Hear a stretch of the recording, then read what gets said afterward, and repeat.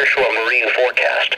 Today, southwest wind 5 to 10 knots veering northwest 10 to 15 knots in the afternoon. Mostly sunny. Wind.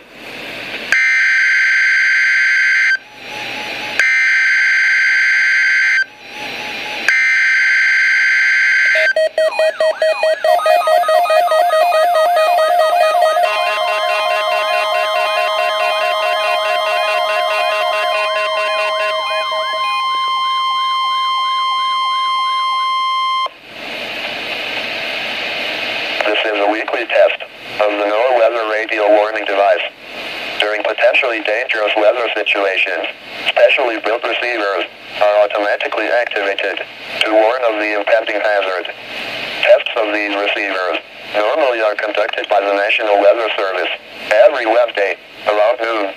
When there is a threat of or existing severe weather in the area on Wednesday, the test is postponed until the next good weather day.